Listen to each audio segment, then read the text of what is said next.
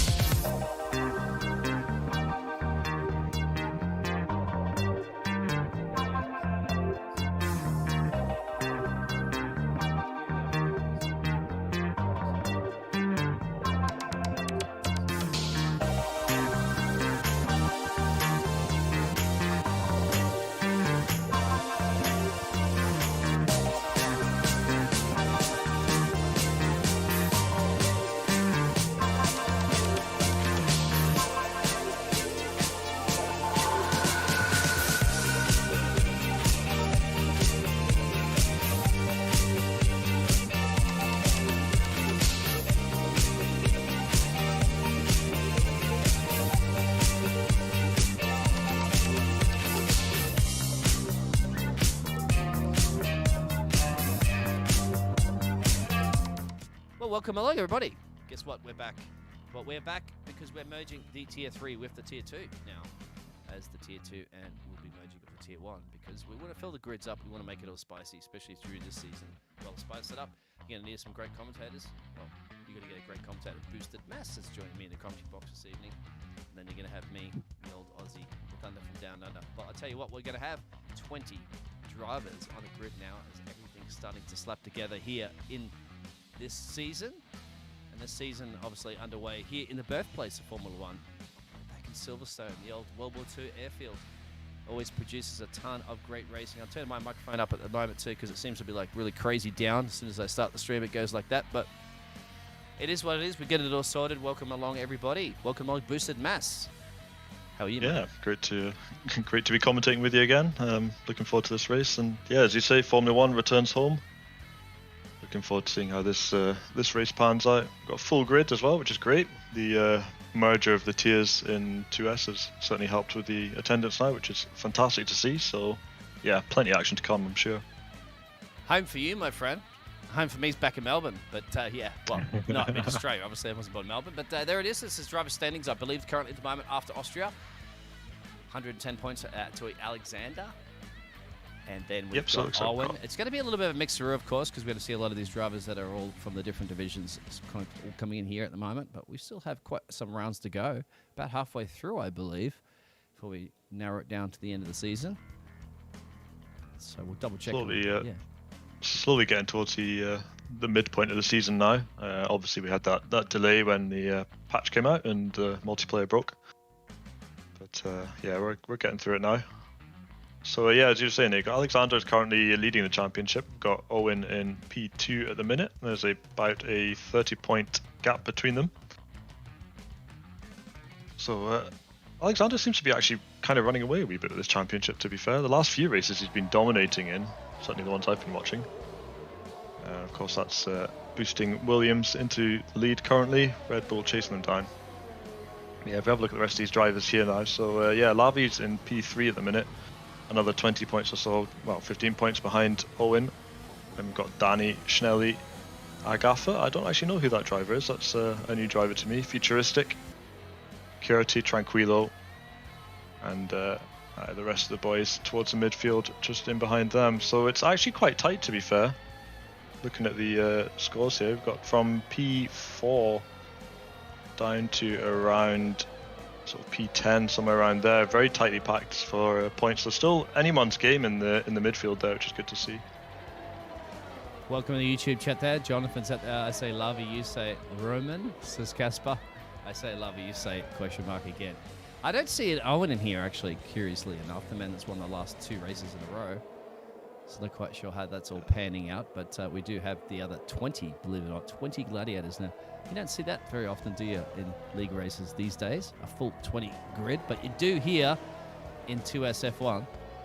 Oh, and we'll go down to the track. Has already had a spin there, yep. I'm just keeping an eye on what's going on here, but yeah, I think the guys are just getting out, just getting the tyres warmed up now. A few guys on the laps already, so we should see some times filtering in very soon.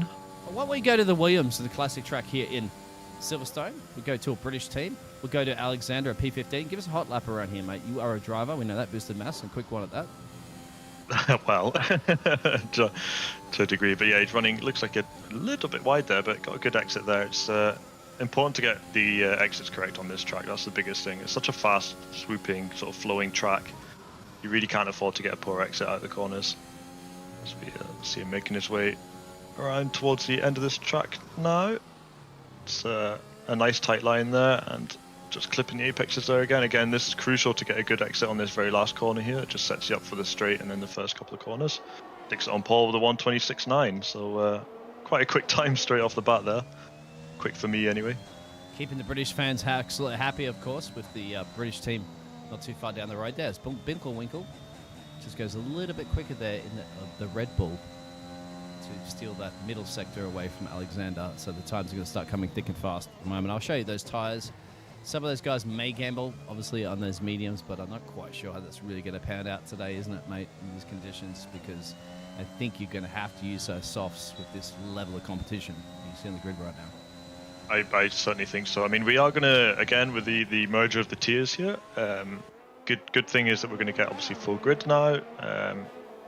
Slightly interesting thing to see how it will pan out is that we're going to have a bit of a mix today of slightly faster guys and slightly slower guys who perhaps wouldn't normally meet, but it's certainly going to bring an interesting dynamic to this race, so really looking forward to seeing that. But yeah, so we will see a mix of times, I'm sure. It will come down to strategy as well. That can definitely play into the favour, or maybe even weather conditions. We do know what Silverstone can produce. You can have a bit of rain.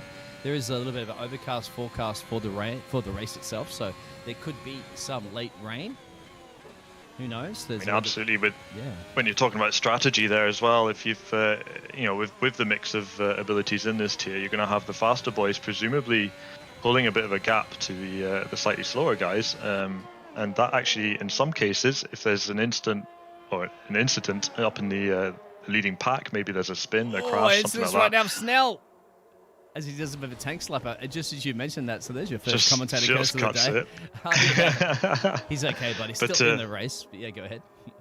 Yeah, so I mean, you could imagine that if the pack splits away, you've got sort of 2 groups. The leading group have an incident, and it's maybe past the start-finish straight, brings out the safety car. Then the slightly slower group, they get the benefit of that because they can dive straight into the pits, get onto the fresher tyres, and then that pulls them into a better position by the time they get round if the leading guys then also pit. If you catch my drift. That's a very long-winded way of explaining it, but no, yeah, it's something that's it's certainly from my perspective, because I'm a slower driver. If I was in a tier like this where you've got really competitive guys up front and then people like me up the back, that's the sort of pockets and the sort of little opportunities that I tend to look out for. Well, as a race driver myself, that's very, very slow. Driving on a keyboard, I just sit in the back there and just basically like vulture it, just clean up from everybody else's mistakes, let everybody through, and then see the DNFs that occur. And it looks like at the moment the DNF that has occurred will be the Red Bull driver of Danny. So he is terminally damaged, which means he'll be starting plump last in this race. Or Ocean Chief, that might have retired a little bit earlier as well. He's got a disqualification next to his name, so I'm not sure what's happened there. That's well, I mean, there has been instances during practice sessions and stuff with people inadvertently spinning on the exit of the pit lane. And what happens then is they end up broadsiding and sort of getting stuck nose to tail between the walls. And they're kind of trying to do like an impossible 50-point turn to turn themselves around, but by that point the game's already counted them out and disqualified them. So That's true. I That's true. wonder if something like that's perhaps happened. It wouldn't be the first time we've seen that, but yeah. Yeah, it is unfortunate. That's because you make a mistake in this game, it will punish you every single time. It doesn't give you any human aspect to it. Obviously, it's being an AI. It has rules and regulations. It doesn't feel for a driver that's trying to do the right thing. It just says, oh, sorry, you reversed onto the track, or you did this, or you spent too much time parked on the side of the road. So therefore, but everybody does know that. It's not like it's new. Then the main thing is to keep all those 4 tyres planted onto that track at the end of the day, really, if you want to avoid those situations. Easier said than done, of course. That's exactly it. I mean, we all know about the risks. It's just we know how the computer reacts. We know how it judges, and we accept these things when we go racing, and we just have to do what we can to stay out of those situations, as you say. It has to, doesn't it? Otherwise, you're going to need stewarding, which would be fantastic, I'd say, like ACC and other league racing games like that, where you can actually have real stewards there and kind of just, as you're watching the Alpine drive go to P6. Yeah, you would have those sort of like moments where you'd have stewards to make those decisions. But unfortunately, in this game, the stewards are the ones that have to make the decisions after the race. And sometimes a little bit too late. And most of those banker laps are coming in right now. You can see some of those guys gambling on those medium tyres or not. But look at the spread at the moment. We've got about 3 seconds down to Tilde and P14. Some of the familiar names. I'm just going to get a drink real quick. Who should we go on board with? Let's go on board with P15. Let's go on board with Jan Kalar. I'm not used to these names, but the Merc. About to set his time on a flying lap. Well, I get a drink and you can give us a hot lap again. Yeah, so making his way around now. Where are we at? This is just coming around the hairpin down the old start-finish straight now, down towards Cops. Yeah, avoiding a yellow flag there coming out the exit. Don't think he lifted when he went through that. It looked like he was holding it flat, so brave stuff here now as we head into the fast swooping left rights. Down onto the hangar straight now. It's the DRS pretty bang on as well. That's nice and quick. Let's see where he brakes and where he scrubs off speed here now. Comes pretty quickly into this long swooping right hander. It looks very nicely done, very tidy.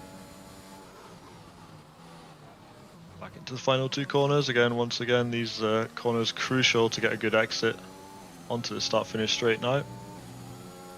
Sticks into P13 with a 1 minute 28.4. So very, very close to P12 Agatha as well. So in fact, very close to Wamsky as well, who's in P11 there. So yeah, everybody quite tight in this midfield.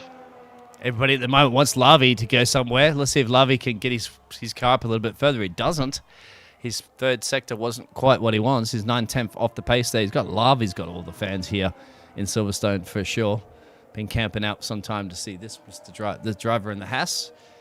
But, he's got a little bit of work to do currently at the moment. He wants to get that car on pole. Neo Dio currently in P14 and the Aston Martin. Well, he knows how to James Bond. Is he shaken or not stirred? And that Alpha Aston Martin, I'm not quite sure. Doesn't have the livery, obviously. Car number 69. And he's going to approach his way around the final line currently right now. And Neo Dio in the mediums will not improve on his time. That 1:28.427 will stand. And Futuristic sticks it into P14 with a 1:28.4 as well. So there's 5 drivers now with a 1:28.4. So really, really close in this second half of the grid. 6 minutes and change going in qualifying. That's where you start to see that track evolve right now. Looking good for the British weather. Somehow delivering today here in Silverstone. Tranquillo in the red Ferrari on the red striped tyres as well. Not messing around too much. About to set his first time here. 27.8 first sector. Not too bad at all, I'd have to say. You need about half a second really at the end of the day if you want to bring it to the likes of Blinker Winkle. But look at that flying through Beckett's, Macus and Chapel. That's going to be, oof. I love it, the way he's throwing the car in. The car is absolutely responding. Down hanger straight right now. Down turn 15, Stowe. This is when you want to get like flat out. I think he could do. Dropped a little bit of actually dropped down to 5th gear and back up to 6 and go through Vale. Go sweeping right as you can. Use the track limits. Cut the chicane there. Go around club for the last time here. Just basically keep your foot planted right now. Get up and through the gears. Don't invalidate. Easy to invalidate. Go up to P5 there. Just behind his teammate, Tipsy Bob. That's a very impressive jump from him there. So shoves it into P5 there just in the closing stages of this qualifying session. I'd imagine he'll have enough time to get himself round pitted onto some fresh softs and then go and have another go. I'm curious to see what happens with Grenade Goran. Oh, he's actually invalid in pitting, okay. I was going to say he's still out on mediums and he's in the top 10 there. Yeah, do they gamble at risk it for the biscuit right now? Only 2 drivers really have set those fastest times. Well, 3 actually, come to think of it, because Alexander has. He's just currently sitting in the pits. Are you a fan of Trujillo? Well, there's a lot of chat out there. Thank you guys very much though for tuning in. Love it when the chat is exploding right now, as we're exploding with this season where we're combining the F3 and the F2 kind of gladiators together here to try to give us a full grid really of fantastic quick drivers. We were just watching the Merc there of Giancarlo, I believe it is, on the soft tyres coming around the final couple of corners to set his time, and will he improve? He'll go up to P13. It's about 1.2 seconds off the bubble here. He knows they've all got plenty more pace, but as you'd mentioned, there is a mix, isn't there, a different class of drivers. Yeah, it's quite a range there, all the way from a 1:26.8 all the way down to a 1:30 dead. So yeah, there's quite a gap there. We're going to definitely see some pockets, some trains, and it's going to be interesting to see how the strategy comes into play with that. And your ultimate strategy you would have to suggest there as a driver would be what, the softs to the mediums? Can you do the one-stop strategy here around Silverstone? You think? I think yeah, one stop's definitely possible. I think with a soft to medium, the mediums don't feel particularly great from my experience, but the softs feel really good, and they seem to last quite a while too, which is not too bad. When I say last a while, last slightly longer than some of the other tracks. Yeah, Mergen, I think that's Mergen Thunders and P4 there. Sets that AlphaTauri right up there in just half a second. Just about half a second off the bubble there of Blinkerwinkle's time. So he's going to be pretty impressed with that lap, knowing he still has plenty of time to get around there. We have lots of Let's Go Tranquilo. No steroids allowed in Tier 1, apparently. I don't think any of these any of these drivers will be on any sort of performance-enhancing drugs this evening. They're going to be pumping their adrenaline will definitely be flowing, and hopefully they'll be hydrating. The only drugs that we needed to take would be a bit of water, I'd say. They will get the drink. Definitely. But yeah, talk to Kimmy about that, or even talk to who was the recent driver in the Coda that needed the drink. Oh, Perez, wasn't it? Perez, yes, it was. Yeah. That was tough, obviously. The whole race as well. The whole race. I couldn't imagine doing that. Oh, big spin from Snell again. And that's almost identical to the same corner he's lost it before. And you can see there's even a tyre there that should actually be retired. I don't know whose tyre that is, but Snell's just not liking that corner, which is Copse. Just having a little bit of an issue with that this evening, and he's yet to set a lap time. Struggling with the performance of that Alfa Romeo. But still has a little bit of time to get back in there. He's still in this race. We've only had Danny and Ocean Chief that are the only 2 drivers that are DNF'd. Will be starting at the back of this grid. As Tipsy Bob is gone. Okay, no. Yeah, might have been too soon on that one. I can't see where Tipsy Bob's retired. Yeah, I was going to say, I'm trying to work out if that's just a genuine retirement. I think it is. I don't see his car on track. We'll find out about that one. Tipsy Bob commentated with me the other day. That was a lot of fun. The Irishman. He's got that really great radio voice, doesn't he? Tipsy Bob. Yeah, he's got a fantastic voice. Yeah, it is. He should be your Jeff on the radio the other day. Okay, this is Tipsy Bob. We don't need to retire the car. Yeah. Watching the Williams driver of Al Gaffa. He's still out on these 3-lap hard tires. I mean, medium tires. Just running around here at the moment. Just seeing what sort of pace he can get. He's 1.5 seconds off the bubble. So he's going to get on with it. Could just be pumping in some practice laps as well. I've seen myself do that. It's I wouldn't say it's frowned upon as such, but I've seen myself do that in some qualifying sessions. Just shove a boatload of fuel in, shove on some mediums, and go do a heap of laps just to get used to things again. As we see, Wamski's retired now as well.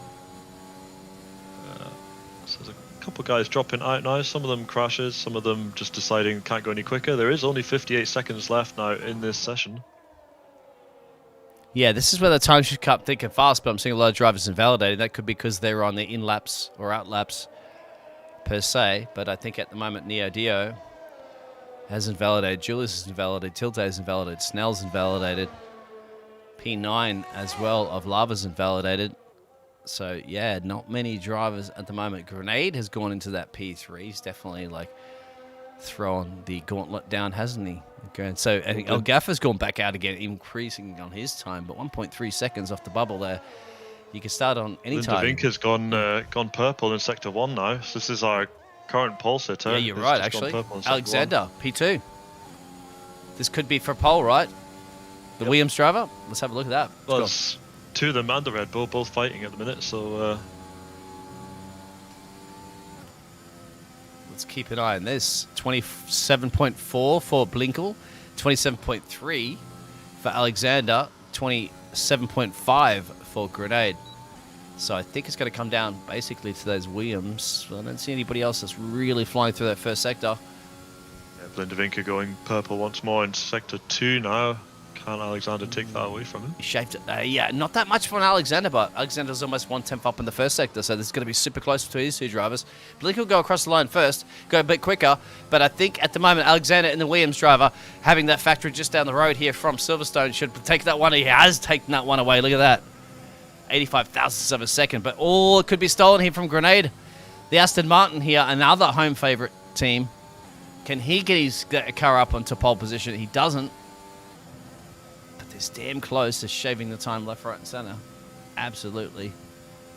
Good sporting from these drivers. Go down to P16. Let's see if Mr. Futuristic can get himself up a little bit further. He does. He's futuristically got up to P5. As the times are tumbling.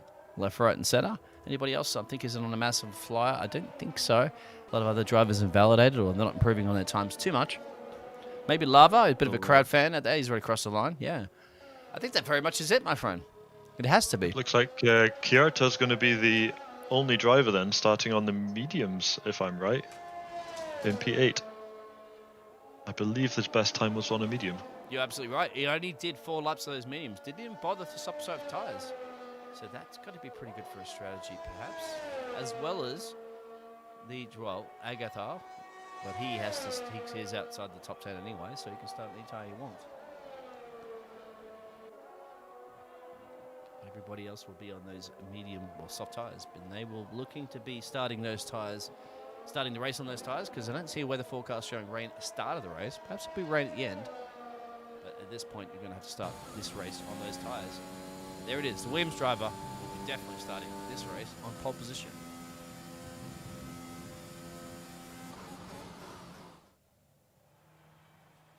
To read through those results for us. Okay, so here we go then with the qualifying. It looks like we're going to have Alexander's going to be on pole then in P1, Blinda Vinci, a very close fought P2 there, just had his pole snatched away.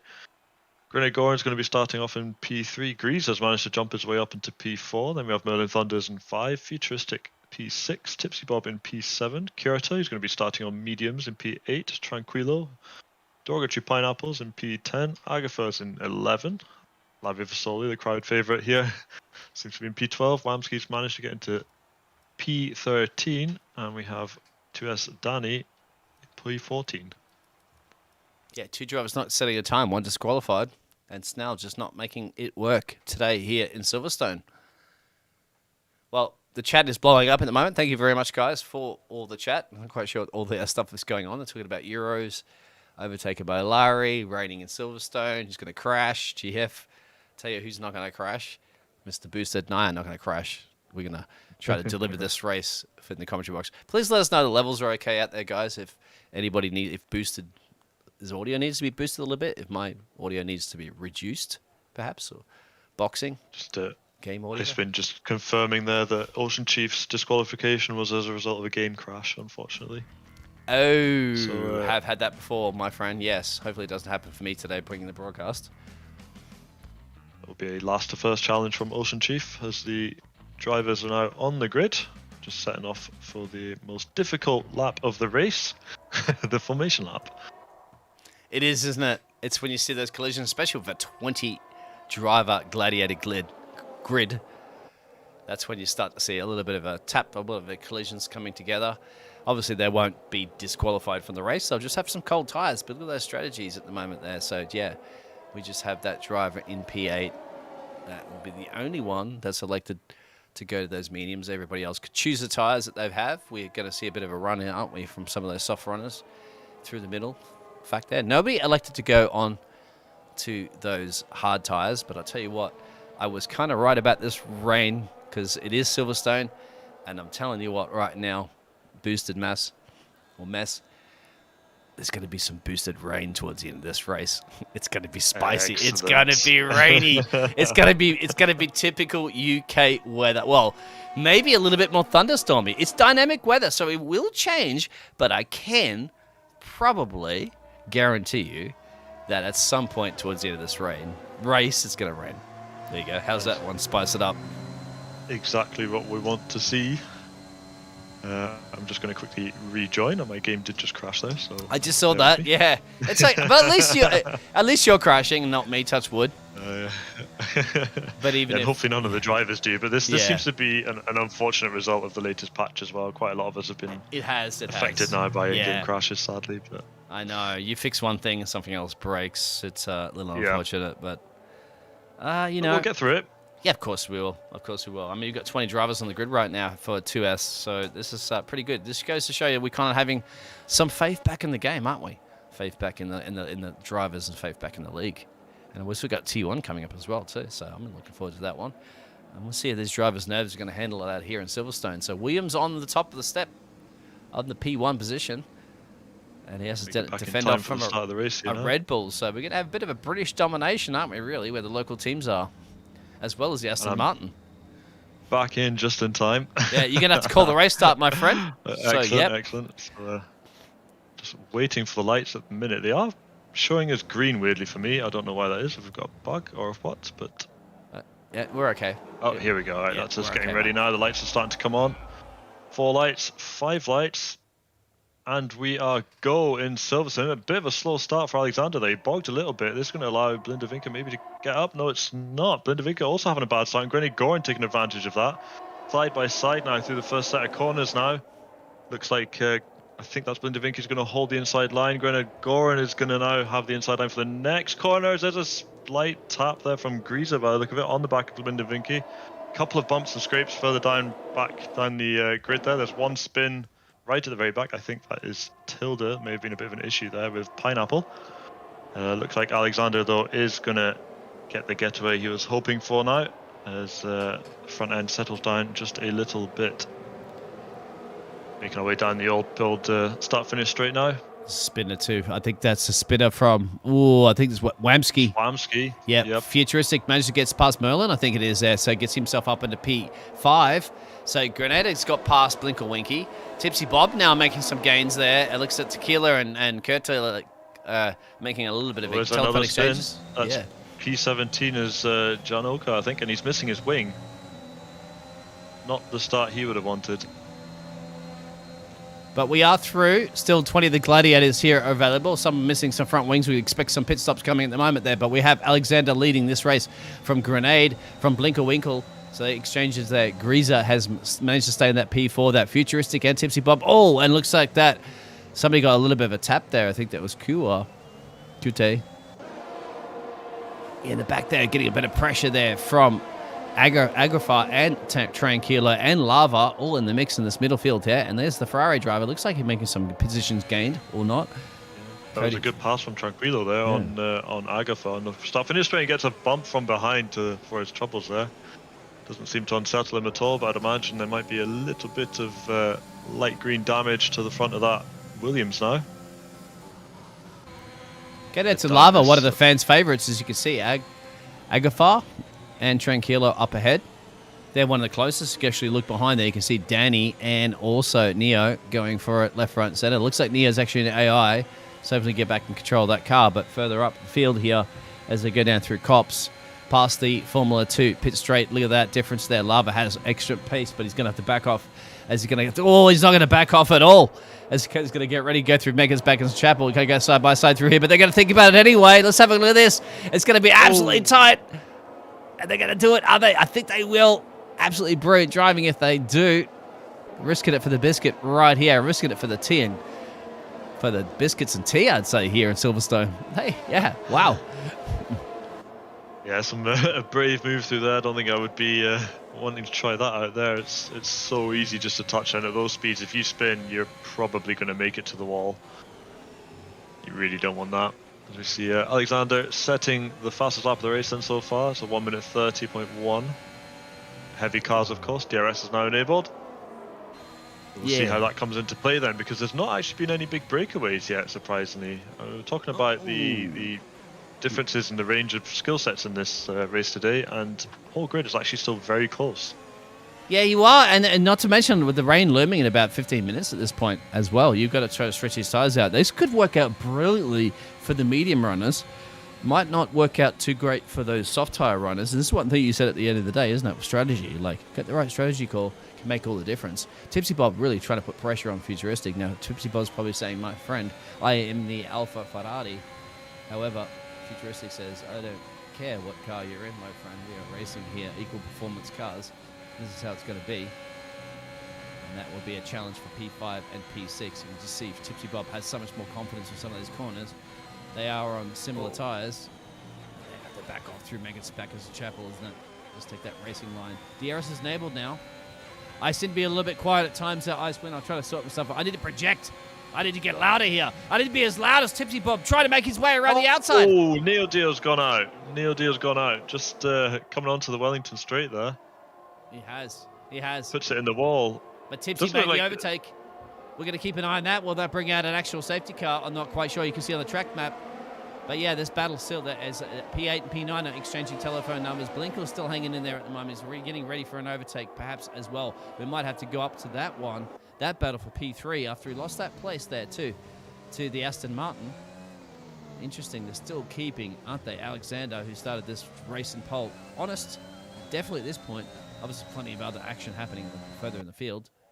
But they're starting to form a gap, aren't they? Those top three away from P4, the Alpine driver. Look at that right now. Look how much pressure the Red Bull driver is putting on the Aston Martin. He's going to try to drive around the outside here. It's going to be bold and brave, but it's not going to work. He's going to lose a bit of traction coming out of this corner.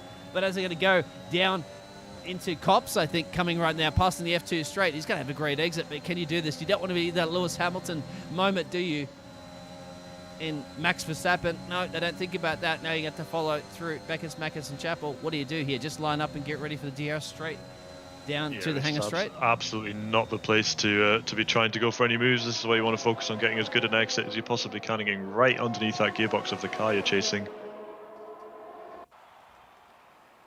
This is fantastic racing so far. Still 20 of these gladiators here. I like to see it. Even though you're going to be maybe plump last with some front wing changes, you've seen a couple of drivers actually jump in the pits right now. Look at this. Tranquilo and I think P8, P9. We're still focused on this battle at the moment because Blinky Winky wants it. He wants to throw a grenade down right now, and the grenade will be the Aston Martin. And still, you got Alexander leading this race. That's the fastest lap as well. Look how determined he is. Yeah, when you get in the overtake bump, you're going to come down to Village here. This gets a tight section, isn't it? Village in the loop. It's going to be very risky to get an overtake around here. Look at spot the traction. They're on similar tyres, as you can see. So nothing really much of a difference there. Rain lurking in about 15 minutes.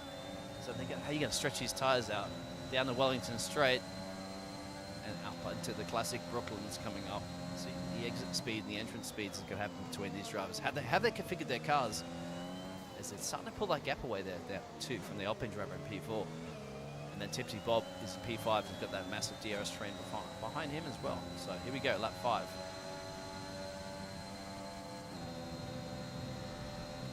Making our way around. Cops here now, the front three are still all within that 1 second gap of one another. The gap between, as you say, between Blindavinky and Greta is increasing lap on lap.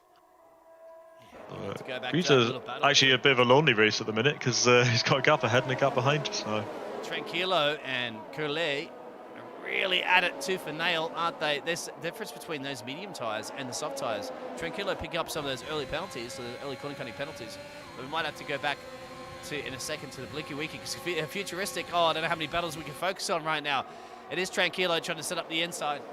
Where's he going to try to tell the inside through Stowe? That's going to be bold and brave, and I think he might have very much have done it. He has. Not quite yet, no. Not quite. It's Kyoto not comes over back. yet.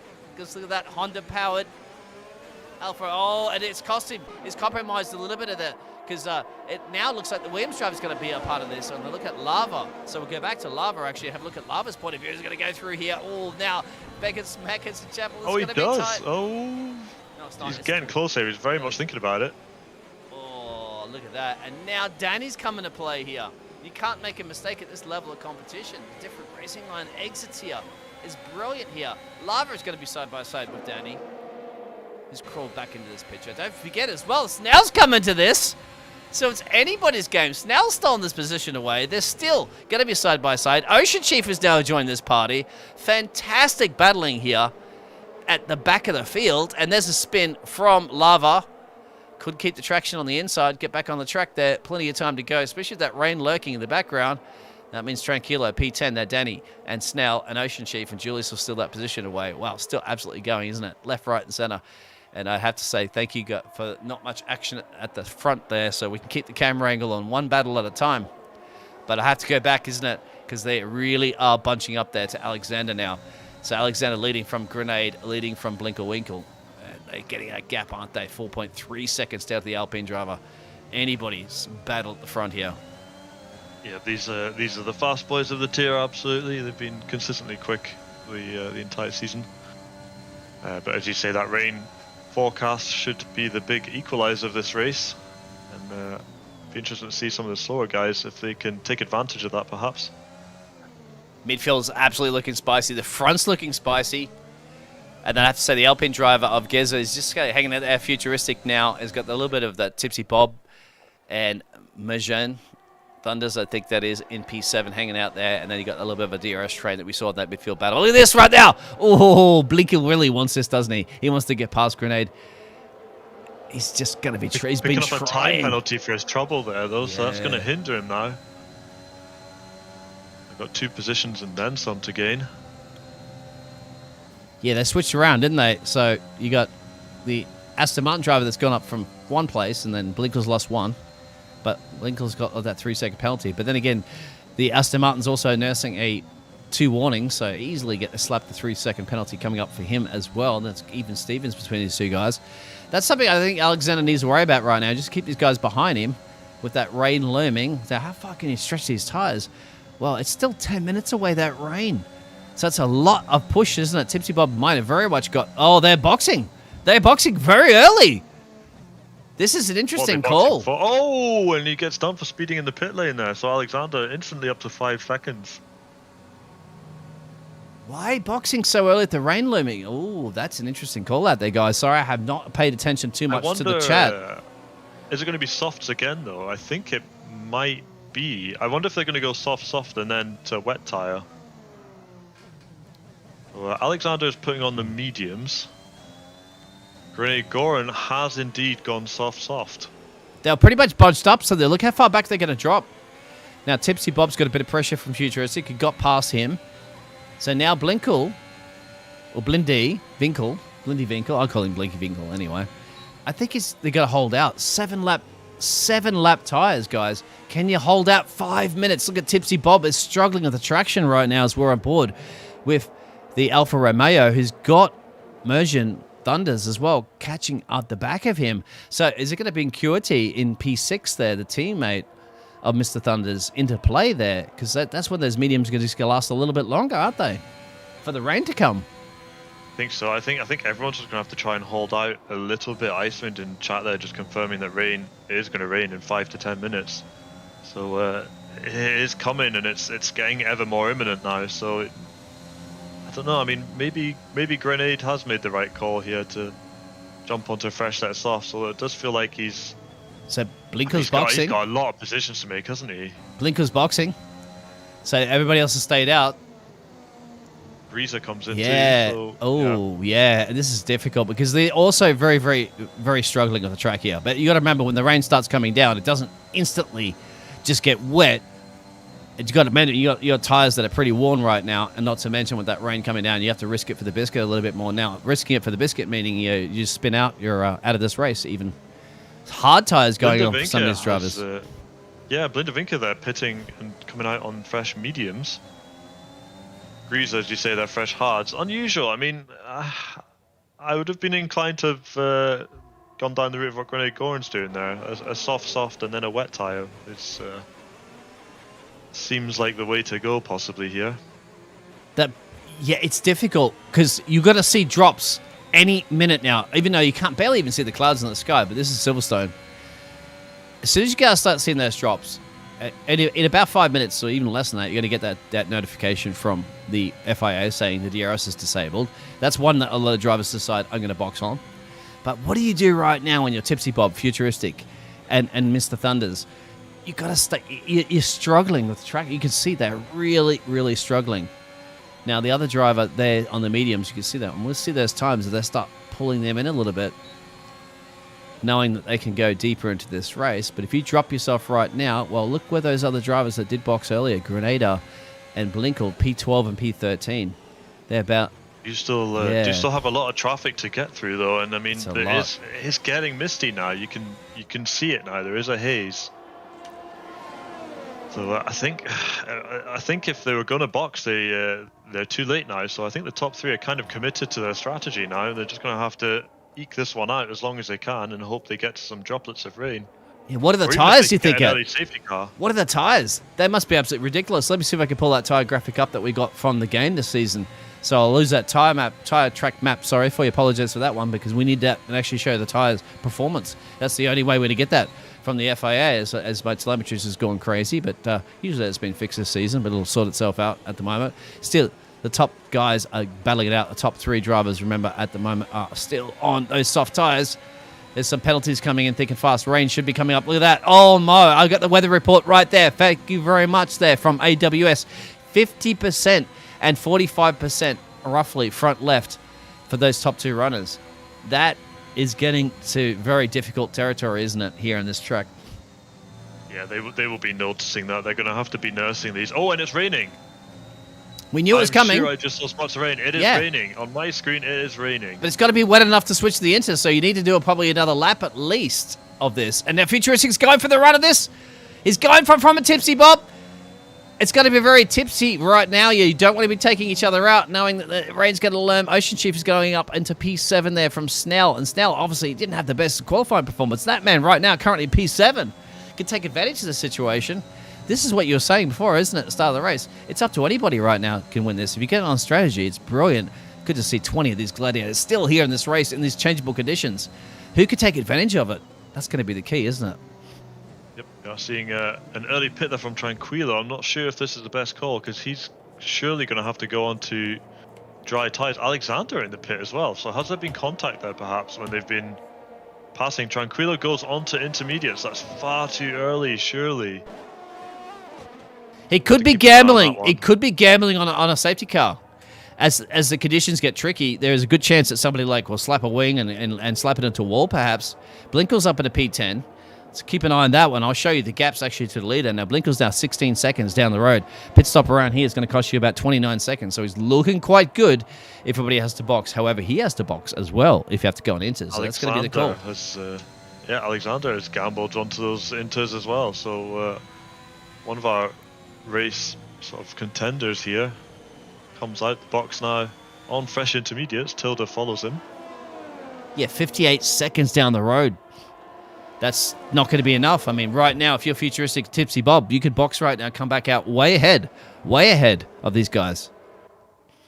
I still think it's too early. I think even with those worn softs, it makes more sense to just stay out just now. You can see Lava losing a position here at the moment there with those really worn soft tyres. This other guy's going to come back there. Futuristic is making a mistake as well, too, because he knows that he's trying to keep that car on the track there. Danny's going to box. Danny can see now there's a little bit of water on the track. Now there's a tiny bit. It's going to be the gamble.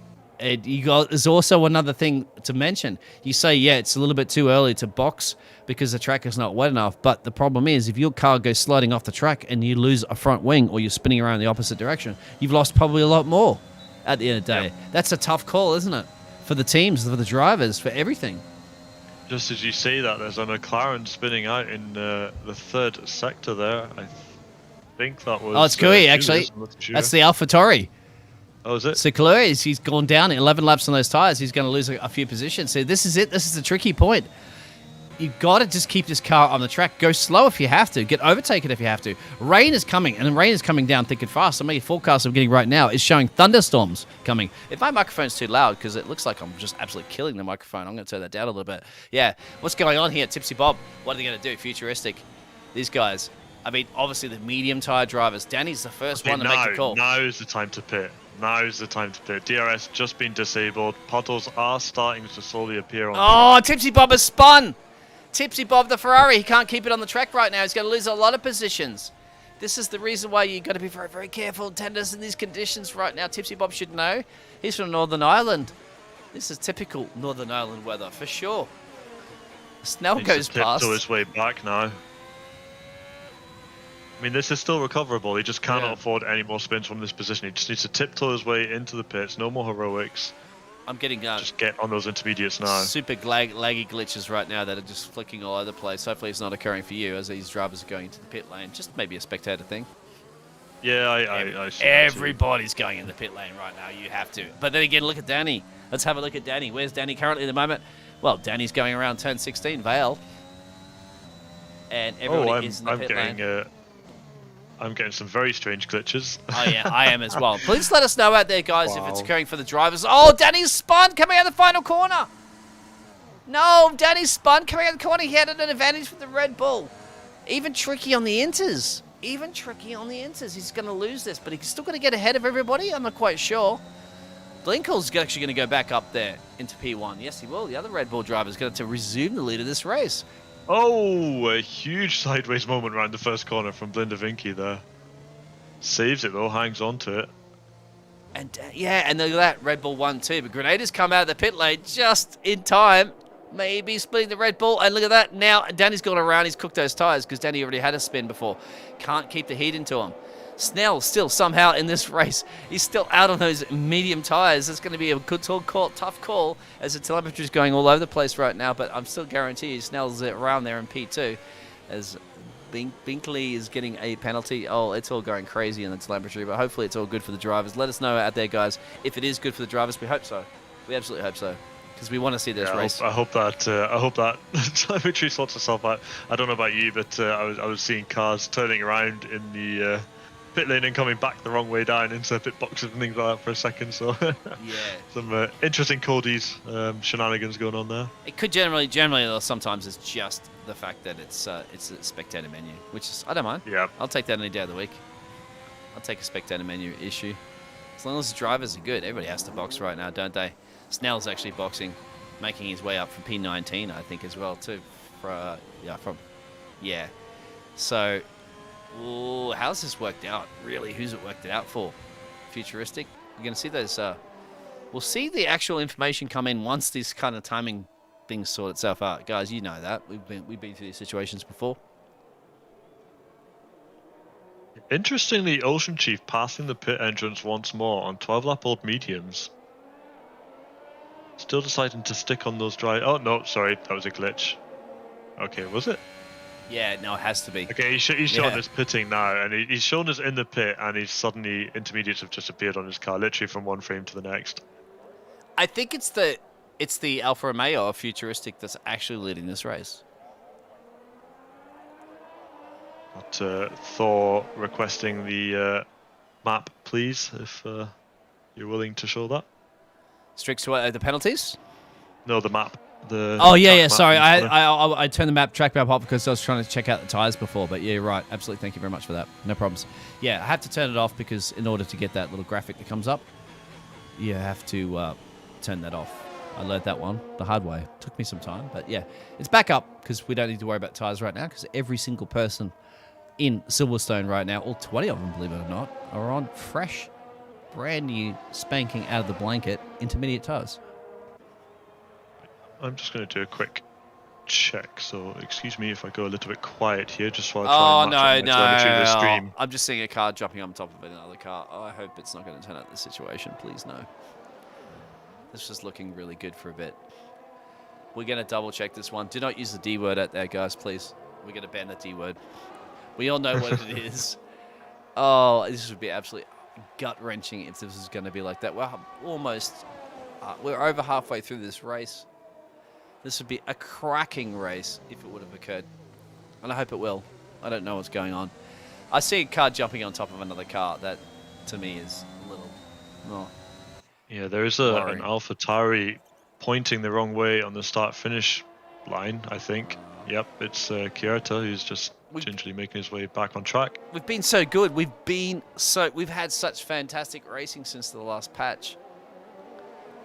And I really hope that it doesn't have to come down to this situation where we're going to get this occurring. Let us know, guys, what the situation is, because I'm starting to see drivers retire, and I don't like to see that. So Kyoto, for me, was just stopped on track there on the start-finish line, has now disappeared seemingly into a pit box, because I can get the camera on him, but it just shows the pit lane. So I'm not too sure, I'm afraid, what's going on. Wamski's shown as in the wall for me. Yeah, I'm seeing some DNF cars all over the place on the track map, and look at that. I'm seeing right now Grenada go on the back of Ocean Chief, just horribly crashing into him. We need to know what's going on here. Do we continue with this or not? I'm going to have a quick look on the Discord. Because we could switch this one over to a 25% race or something if we have to finish this one off, because we're at the halfway point. It's either switching it to a 25% race, or we call it something along the line here. I feel for some of these drivers are taking some fantastic strategies here, and the rain is going to get heavier on top of it, so we could have had even more of a strategy later on with wet weather conditions, perhaps like full wet tires. I don't know. Yeah, but a few guys calling in the chat for a 25% race. I'll just try and get some confirmation from some of the but where do we call it guys from? who run the league.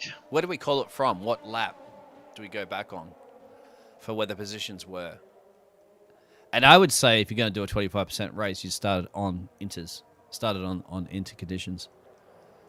That would probably be the fairest to say, but I'm not any of the league runners, but that would be, if you called it from all the positions. So we had 20 drivers in this race before. It seemed to be we had perhaps some issues. I didn't see anybody crash out causing a safety car. So, yeah. Thor in the YouTube chat is saying it's only a spectator bug. For the races, it's okay. Oh, okay, cool. But no, that doesn't explain the DNFing though. Yeah, why are we getting guys in the Discord chat complaining about it, complaining of desync, and some guys have been. No D word. Okay, so we continue or not? I don't mind. It's just that I had a lot of telemetry stuff going on, and I don't know what was going on. Hopefully, it may have sorted itself out right now. We've seen some drivers actually going for full wets now. It's probably not a bad call there, Tranquilo, because it is actually getting horribly wet. Could be a good call. I'm showing a safety car on my screen. I don't know if you are. Oh, now it's come up with safety car. Yes, you're right. Yeah, so there's something funny going on. I'm just trying to get confirmation on whether we continue or not, so please bear with me. We need the powers that be to call that one, guys, please, to let us know. Hey, we're the entertainers. I'll do whatever you need. Just need to know if it's fair enough for everybody here this evening, because there are drivers out there that are probably not experiencing any issue whatsoever. And like, for example, if you're futuristic and you're leading this race right now, you probably don't want to have that race restarted or anything. I don't know. Yeah, there is a discussion going on currently. I saw cars jumping on top of other cars, but that could once again just be a spectator thing. You don't take that for granted. It's been really good lately since the patch, so so that's the confirmation through now from the powers that be. We are going to do a 25% race. It will be in inter conditions. Okay, fair enough. From what lap do we do it from? Because if I'm not mistaken, we were on lap 14 to 15 or something before we probably started to occur some of those issues. If I'm not mistaken. Having said that, discussions are still continuing, so don't. Yeah. All right. So it's been officially called. So we'll go back to the commentator screen. I think we're. Yeah, I think so. I think we're going to be safer doing that. It does look like that's the way we're going to go. I mean, there's still a bit of an argument going on, but I will keep you updated. Naturally, it's an argument. I'm trying to get a firm yes or no here. So bear with me. Yeah, I'm just jumping straight to the commentator's screen right now just to double confirm that. But, I don't know what's going on. It's up to you guys. Right. Okay. Yeah. Confirmed. Okay, confirmed. So we're at the commentator screen. Yes, we're committed. Yep. That Go is for it. so disappointing. That looks like an absolutely spicy race. But you know what? We continue that. 25%er. Could be quite good. For sure. So I think a 25%er with all drivers in this race, because I believe, if I'm not mistaken, up around lap 15, we still had every driver in this race. We did, yeah. So exactly from what lap we're going to simulate from, I'm not entirely sure yet. Again, I will leave that up to the guys up top to decide. I could end the stream right now, and it would make it easier for people to scoot back into that stream and find out exactly where those issues occurred. Let me know if that's something I should do, because if we don't, I think you can skip through the stream, right? If you're you can skip through it on the live, yeah. Yeah, on the But live. so guys now help us out, jumping off the race now, so that's fine. please, and then find out where we should call it, because this was going to be a great race, and could still very much be a great race. I don't want to call this one yet, because it was good, isn't it? Like, it was really spicing things up, this weather. Yeah, it was going pretty well, unfortunately, but yeah, just what can you do? It's one of those things, sadly. It's been a while since this has occurred for me. I think I've done about 30 to 40 races since we've had this issue. Well, I thought that we were kind of past this by this point. Yeah, I did too. Yeah. With the patch that we had. I mean, I was one of the ones that was complaining after the patch came out that I was getting random game crashes and stuff, and there's a few guys that were complaining of that. But if it meant that it fixed the multiplayer issue, we were all quite content with that. So it's unfortunate that it's kind of gone like this, but yeah, that was all kinds of horrible for the last few laps there. Some guys reporting that it did kind of fix itself a little bit, but yeah, it would be unfair to continue the race, because then those who weren't maybe affected quite so badly as the others are then, being given an unfair advantage, sadly. Yeah, it's always going to pan out the wrong way, isn't it? So some of those drivers out there that had taken a massive advantage of that situation for strategy have, gone out in front. No problems whatsoever on their screen. They're just driving. Everything's good. But then, obviously you got another 19 or 18 drivers behind them, complaining about issues that are occurring. And then, unfortunately, that advantage that they had is not there anymore. But however, if we do race restart, then perhaps they can be race restarting from the advantage that they did have. That's one for the bosses. Try and if I can get ourselves back into this lobby. I think there's one up. I hope there's one up. Sorry, I'm just keeping an eye on the chat with one eye as well, just to see exactly what's going on. Alexander's a bit. The lobby, because I'm seeing a lot of retirements right now, so I don't want. Yeah, so come out and there is a fresh lobby to join in. Strix is saying the admins will figure it out until they're bangers in the commentary box. Thank you very much, mate, because it's all we can do. It's all we can do. I mean, I love bangers to the drivers for sticking with this. They've been through it before. We've been through it before. All we can do is provide the entertainment. And thank you very much for having the positive attitude out there at the end of the day, too, of supporting to us with this. My levels seem to be going up and down like a yo-yo, so hopefully they're okay. I don't know what's going on in that one. Maybe I'm having some issues as well up in the commentary box. Who knows? But I have Mr. Boost and Mess doing a fantastic job with me in the commentary box. I'm just jumping back and forth between various different chats just to see exactly where we're going to go from here, but yeah, just trying to keep an eye on things here. We have to see the race out. We have to see some sort of racing. Yeah. We have to, because it's going to be... I mean, this is cracker. That was a hell of a lot closer than what I predicted at the start there. I honestly thought there'd be much bigger gaps between people, but yeah. Right, so I can confirm I am now in the fresh lobby. You are now as well, so that's good.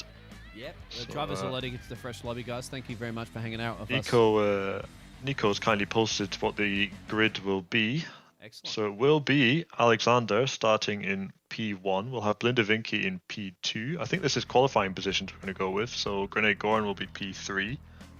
Grease is going to be in P4, Merlin Thunder's P5, Futuristic P6, Tipsy in P7, Kyoto is going to be P8, Tranquil will be P9, and Pineapple will round out the top 10. We'll then have Agatha in P11, Labi Fasoli in P12, Wamski 13, Danny in P14, Janoka in P15, Neil Deal 16, Julius 17, Tilda 18, Schnellehenke 19, and unfortunately, Chief with that early disqualification in the quali session will be in P20.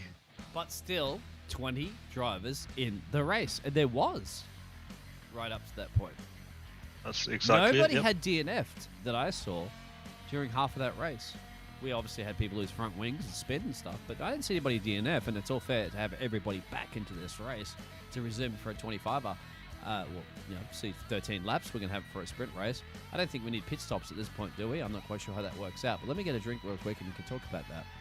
Yeah, I mean, I think a 25% race, I don't think you would need to pit for a 25% race. I think if you went for maybe a slightly harder compound, so we might see a lot of, if it's going to be dry, then it would be mostly mediums, I would imagine. Unless there's guys that can look after the tyres, in which case we might see some chances on soft. But I suspect it's going to be a mostly medium tyre grid. We're still just trying to figure out whether we're going to go for an intermediate condition race or if it is going to be a dry race.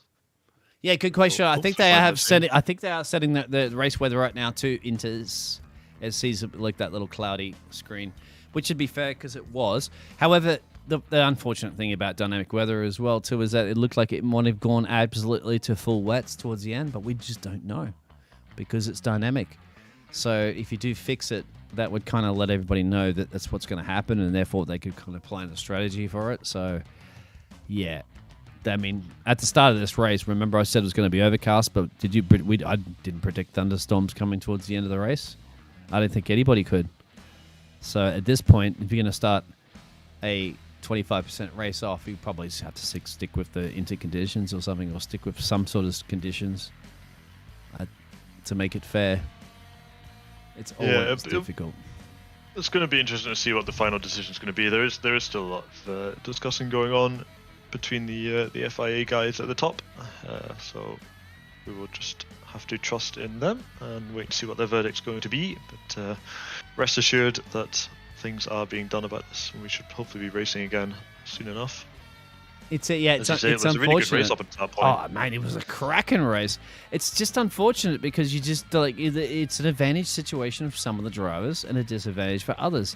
So it's always going to be difficult to get all 20 drivers on a grid to agree with whether or not it was good for them or not good for somebody else. At some day, something on the end of the day, it's going to disadvantage somebody and it's going to advantage somebody else. But yep, they as league owners are going to be thinking how they can please all 20 drivers on the grid. That's the only way that they can do that. And that's always a difficult situation. So, but we only are just halfway through the season, mate. Remember that. We're already just over halfway through the season. So there's plenty more races to go. I mean, it's maybe a bit of an unpopular opinion as well, but I mean, by actively taking part in these races, we do kind of agree to almost, well, at least acknowledge the somewhat buggy nature that the Cody's games can sometimes be.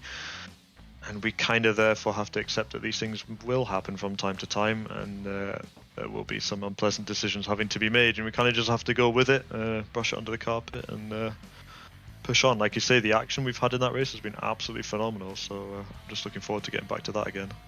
And you imagine too, with the real world F1 drivers, how many F1 drivers have been in situations like, I know, Daniel Ricciardo and plenty of other drivers where their teams have made a little bit of a mistake or whatever, and they've been caught being scrutinized out by the FIA. The driver's driven their butts out to get where they need to get, and they get disqualified or they get grid penalties or whatever for crossing the line, and they don't even know, the drivers, of what happened. And therefore that's what the same thing kind of happens really at the end of the day, isn't it? Like, these situations sometimes are out of your control. I mean, we all remember George Russell stepping in for Hamilton in the, I think it was the Sakir Grand Prix. Yeah, exactly. That's exactly that kind of situation, isn't it? Just several occasions, multiple things, all out with of his control, and you just push on, really. You got to. It doesn't take away your pace at the end of the day. It doesn't take it ever away your pace. As you can see, some of those drivers have the pace there that on the results. But although they're all a little thrown over there, Futuristic was looking pretty good, damn good, wasn't he? And still is looking pretty good. Tranquilo as well, even though they're running a little bit further down there. Kuate and Agefa, I think that is. Snell wasn't having the best drive, but he kind of came back a little bit in those strategies. Can still do it again. Danny was doing a fantastic job in the Red Bull. We don't have Owen here this evening to defend that. Lava was in the mix there. after not the best of qualifying performance, we're certainly mixing it with the top guns. So yeah, it's still anybody's race. So I think we've got all 20 drivers ready to roll here as well. Yeah, I think we're maybe slowly getting just to that point where we might be getting going again. There's a few more discussions going on about the weather decision. We may end up going on a cloudy drive, but we will see. I think at this point we just let the guys who make the calls. It's a tough one. And, it's absolutely tough. We'll see how it goes when we go. If it was my call, I would just basically switch back and go dynamic weather because it's unpredictable. Absolutely unpredictable. We don't know what's going to be. If you make it dynamic, it could be a completely wet start. It could be a dry start. It could change during this 13 lap, 25% race. Who knows? That's completely up. You have to choose spectator as well. Tell them I'm getting a message call out there. Yep. My bad. Yep. You're not driving today, Mr. Boosted Mass. You that was dangerous. It's funny. It's funny you say that. We had a situation. So I commentate. Certainly when we have the leagues running in another league, we have F2 going in SLR now and again, and I commentated that for the whole season. And there's one or two occasions where we accidentally didn't hit spectate or screwed something up when we disconnected and then reconnected, and then we find ourselves in a car commentating from the car, having to do the race start whilst commentating from the car, and then pitting in the on the end of the first lap to just quickly DNF and get back into the spectate menu. So it has happened. It wouldn't be a first. I am guilty. I am guilty of that. I had done that before in the past. So yeah, thankfully I haven't done it too much lately now, because every single time I join the lobby, I just basically slap the F2 button, just being so used to it. But you are a driver. That's different for you because you're not used to just hitting that button.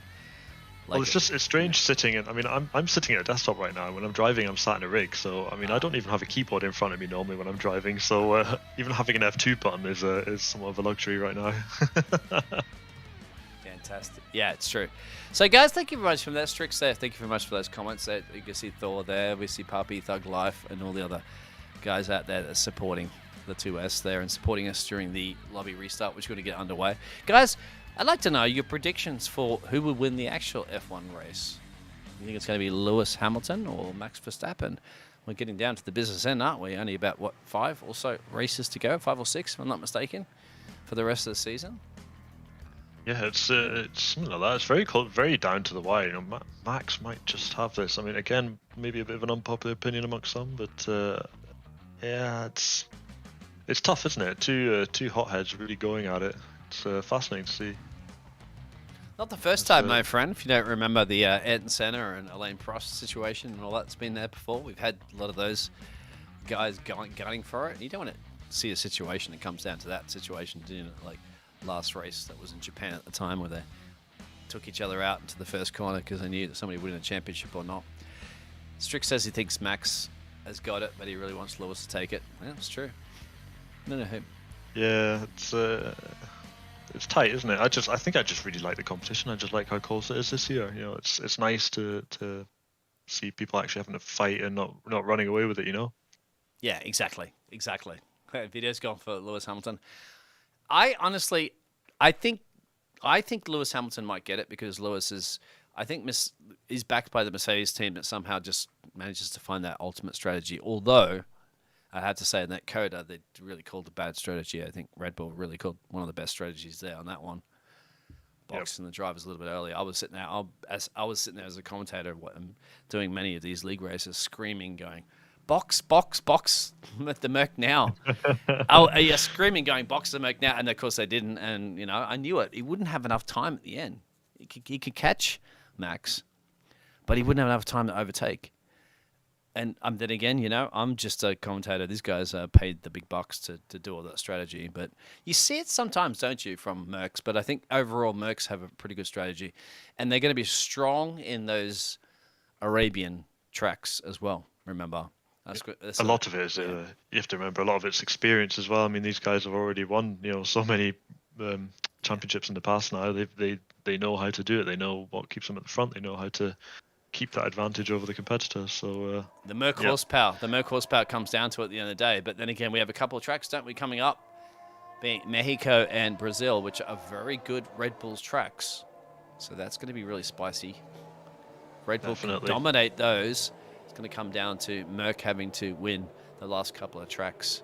And we obviously don't know how that Saudi Arabian track's going to pan out. It's going to be an interesting one. Hey, we are going underway, so cloudy conditions. Could be a chance of rain coming towards the end of this 13-lap race. I don't think it's going to come enough time, but there it is. So those drivers are electing to all go as softs. They have to go to softs, the top 10, but everybody else on those mediums and softs. So it's a similar situation we had from the qualifying to the start of the race. So that's what it is. Just a race resumed, but now 13-lap sprint. Thank you very much, guys, for sorting all that out. A lot of work to do behind the scenes.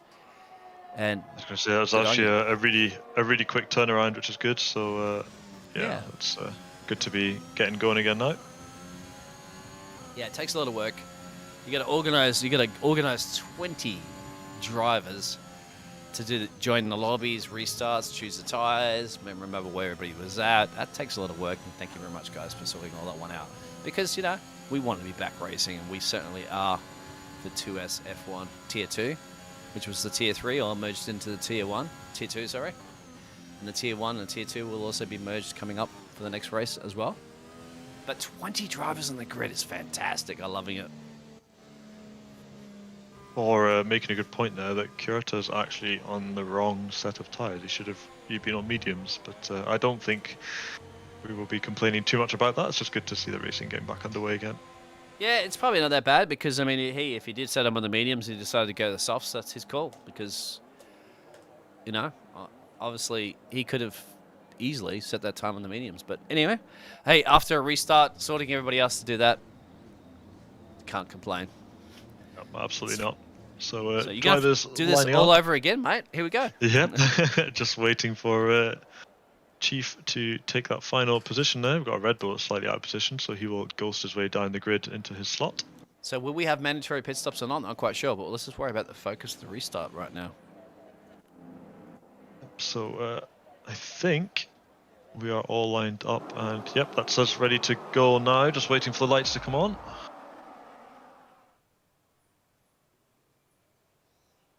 The revs are building. I couldn't see the lights, I'm afraid, so I apologise for that. But we are underway once more here in Silverstone now. A very cloudy start to this part of the race now. Alexander making it to the first corner ahead of everybody else. Grenade Goran immediately chasing him down on his tail there. We've got Futuristic showing us having jumped up there. I'm not too sure if that's true or not. There's a spin in the background. I think that's Agafa possibly. No, it's not. That's... who is that? That's an Alpine that's gone around there somewhere in the back.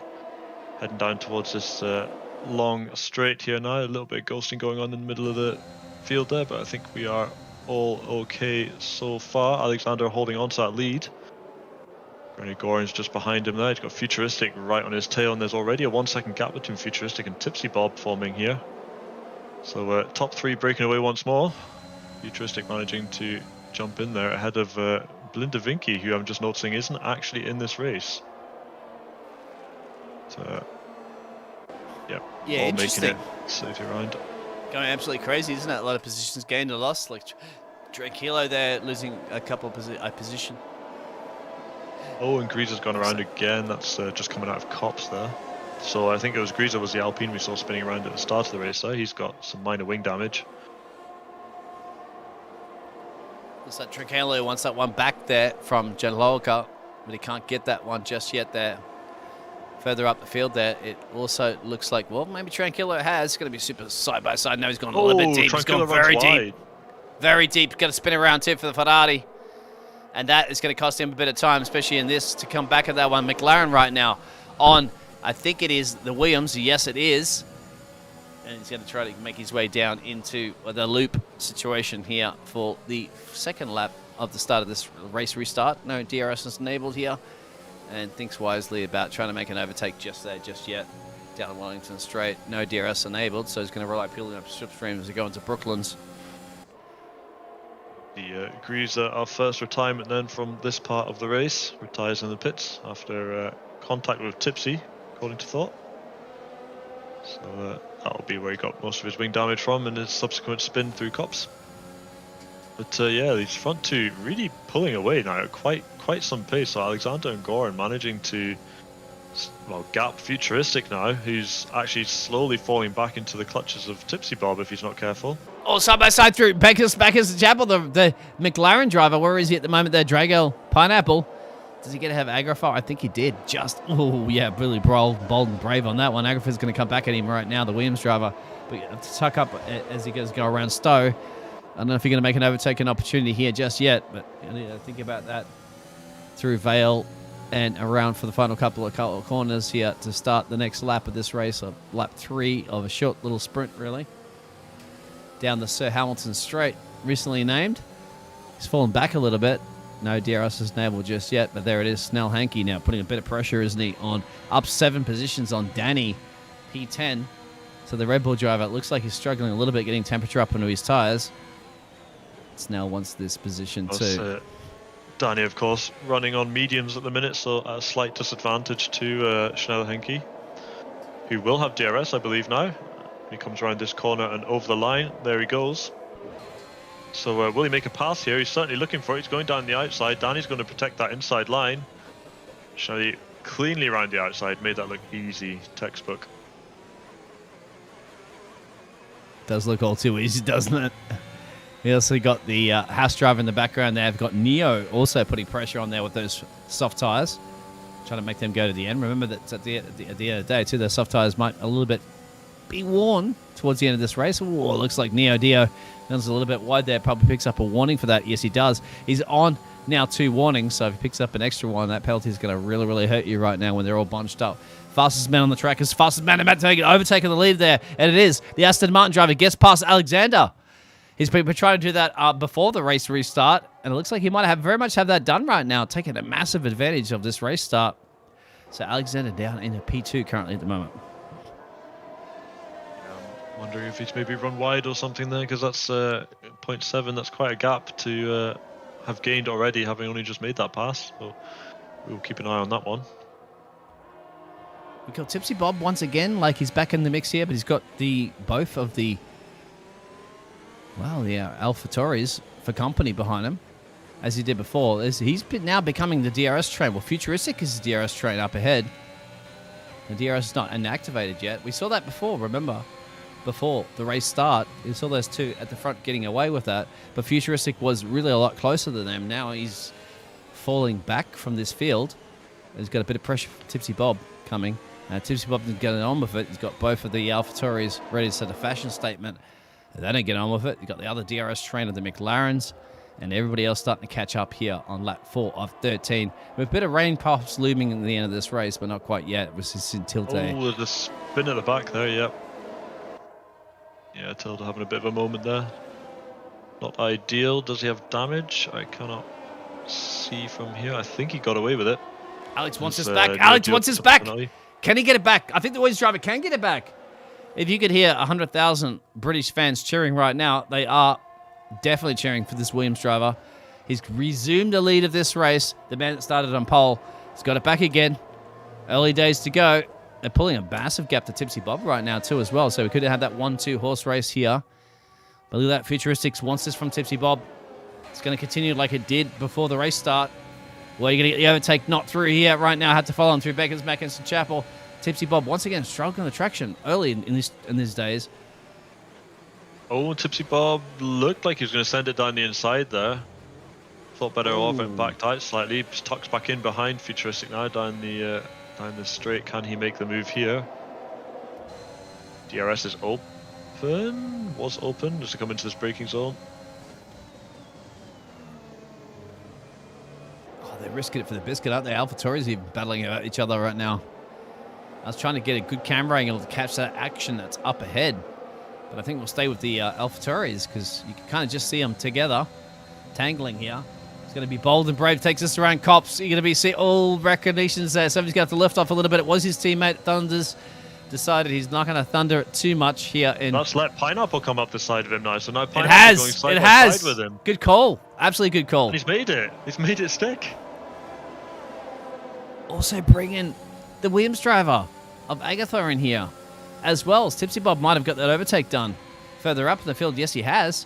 So Tipsy Bob's got to go back. We'll go back to this little battle occurring here. Currently in P6, P7, P8.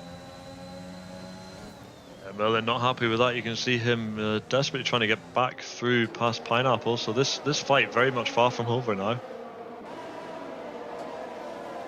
Danny's boxing early. So we'll continue to see what's going to happen here on lap 6 at 13. These drivers should be able to take this charge to the end of the race. They're going to have fresh boots, remember. They didn't have to set any qualifying runs on these softs, so they'll save at least 7 to 8 or 9%, depending on how much to chew through. So still that two-way horse battle there. Tipsy Bob now P3. He's got Futuristic for company that he's had in the previous one. Curity in P5. There's that DRS train that falls all the way back to exactly what you can see right now as we go on board with the Williams driver and watch that battle up ahead. You can see all those cars.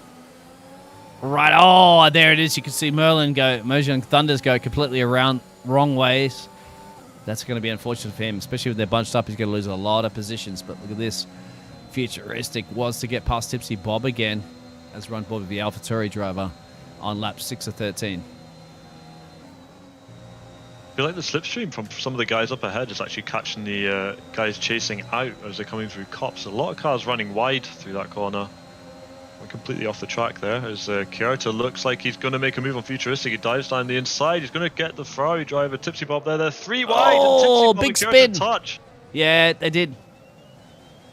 They're risking it for the biscuit. Well, the front two are boxing. So I guess there's a mandatory pit stop.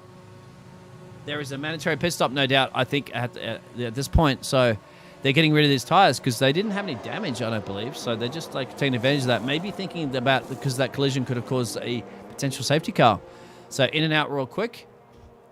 Interesting strategy then. Does that mean... Both. Yep, go ahead. Sorry. They're both jumping onto mediums as well. So, yeah, I wasn't sure if there was going to be a mandatory pit stop for this one or not. But, yeah, Soft's clearly not going to make it to the end of the race then, looking at this.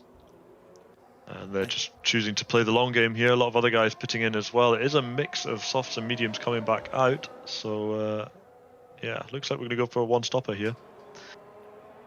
I honestly thought the mediums would go to the end. Yeah, I wasn't. It might very well be. I think the game actually dictates you have to choose a pit stop. So that'll be interesting. Let us know in the YouTube. Well, yeah, it could very much be that one. Look at that at the moment. But the Williams driver putting pressure there on the pineapple. Or does he like pineapple on his pizza? You're not in Italy, my friend. You're on the United Kingdom. Look at that. They're going to be following each other here. They're going to have to maybe take that pit stop. They are nursing a couple of warnings already. That's definitely going to come back and bite them with only a handful of laps to go here. You know how close they are. They are definitely all bunched up. About 22 seconds or so separate the top 12. And the game on, race on. Here in the United Kingdom for Tier 2. Now, most of Tier 3 emerging with some of the fastest drivers on the planet. And there's a pit stop, actually, I think. Ooh, what's happened there? Yeah, late pit stop calls. Look at this from this driver. Futuristics now. I think now it's not Dirty Pineapples. And yeah, it is a mandatory pit stop for sure. Nobody would have to take a pit stop if you don't have to. Definitely. Well, that'll spice things up, isn't it? When do you take a pit stop? Icewind just feeding us some information that Ocean Chief has got all the assists forced on, which means he's... Ocean Chief as well, for anyone that knows, drives with no assists at all. Everything's switched off. And he's currently being forced to drive with full racing line, ABS, full traction control, and automatic gears. and a lot of work to do on P15 as well, on top of that.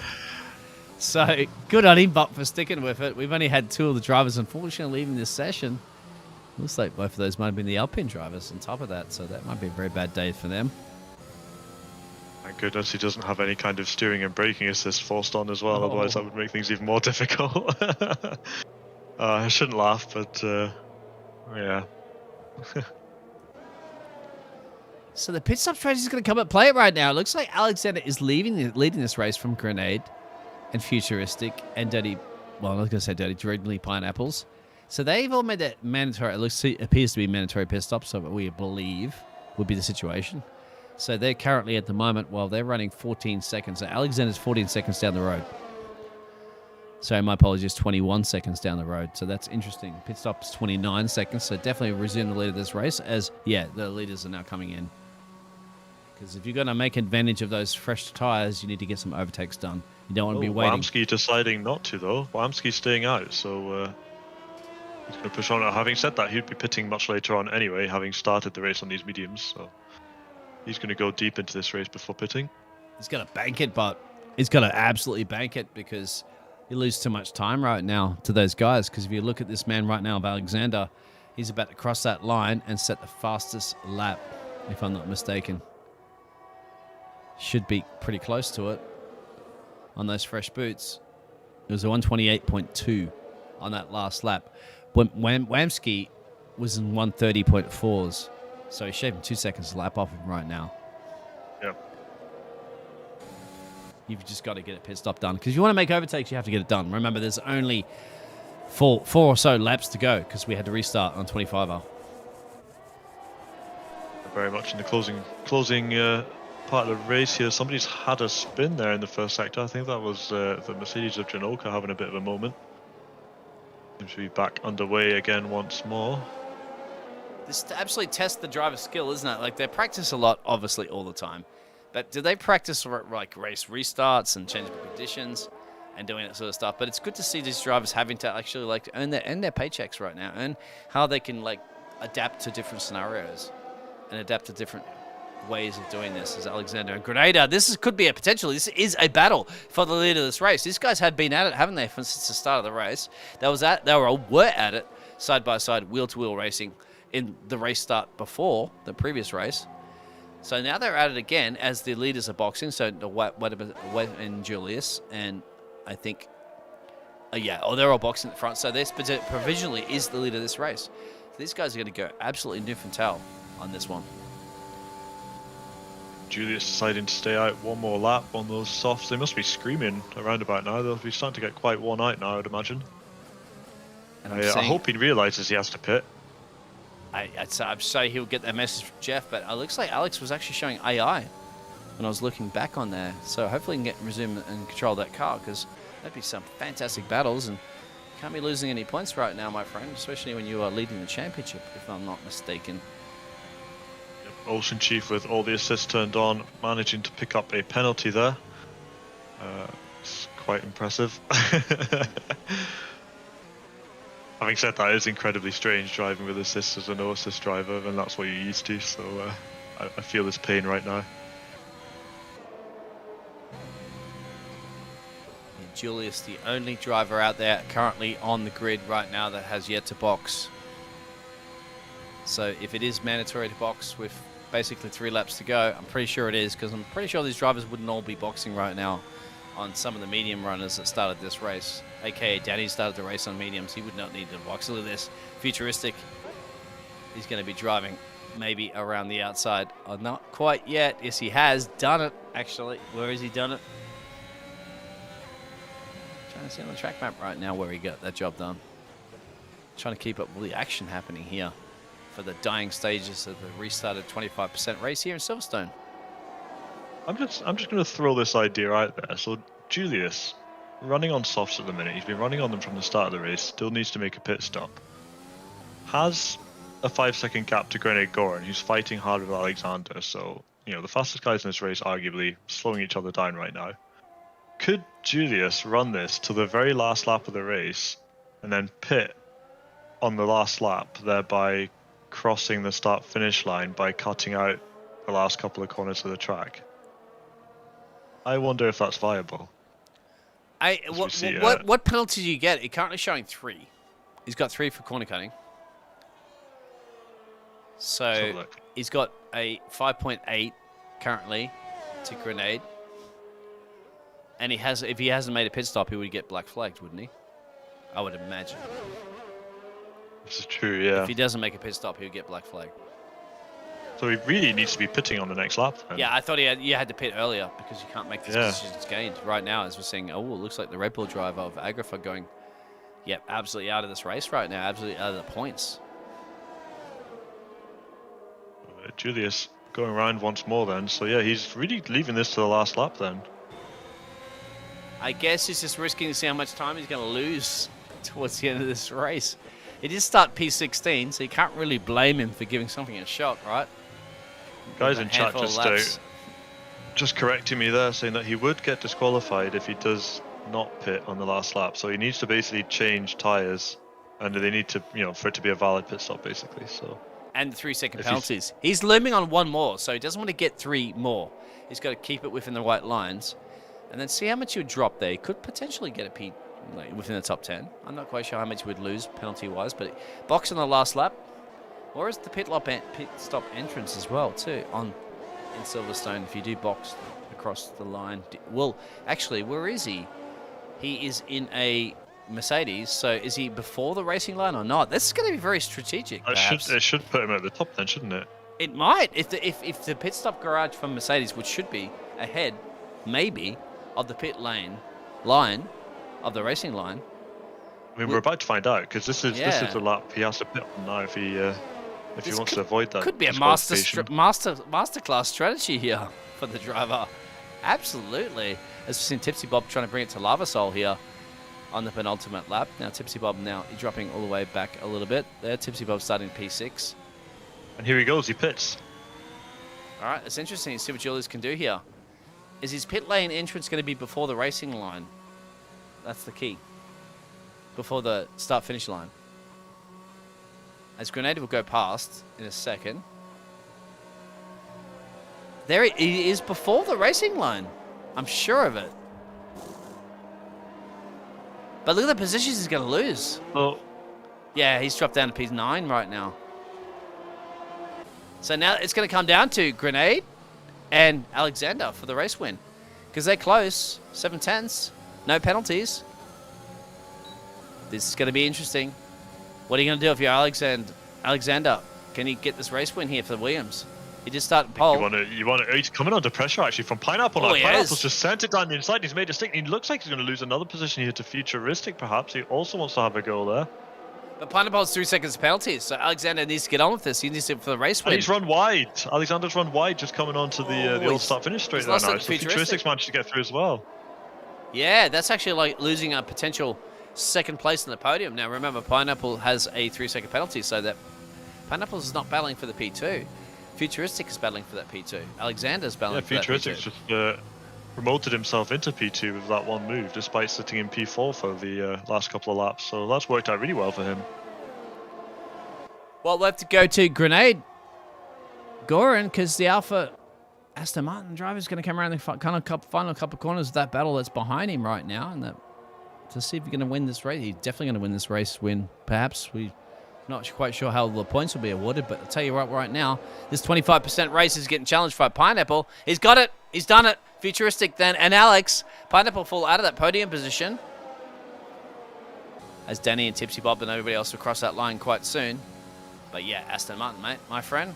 That's shaken and not stirred for a 007 James Bond Aston Martin car. Has done it. How the points will be awarded, I'm not quite sure, but the man has definitely delivered this 13-lap sprint race. Did all the right things he needed to do. He had to keep off Alexander and Futuristic for most of that race, and he did. Remember, Alexander started this race on P1 and ended up dropping back to P3. Unfortunate for Julius there as well. His late pit stop strategy not working out for him, so he finished his race in P14.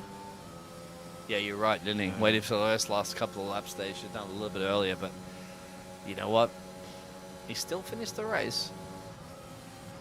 As Mr. Immersion Thunders, remember, he was right in the mix there in the previous race.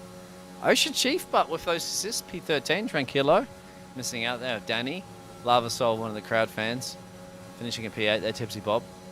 Snell, I think, had to do a great job for Snell. P18 to P6, and he was looking pretty good for that one too in the previous race as well, before the race start. So Snell's loving those conditions. I have to say that I think the big shout out has to go to Futuristic for managing to split what was quite a formidable P1 and P2 there. I mean, you remember with Blindavinky in the first. Oh, we're going to see some donuts here. From Merlin Thunders is going to...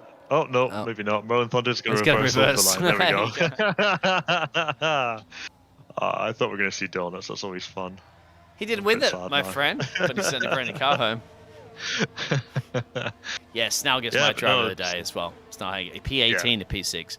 And not to mention he was looking that way as well from the previous race. That was, obviously ended pretty sharply. But look at that man right now. Just, smile, shake his hand. And he's going to make all those British fans absolutely stoked. Look at that. Tell me not one thing right now. You have to be hearing the Swedish national anthem on the podium. I was going to say, There's yeah, all it's the Swedes all three round. Swedes on here. Fantastic.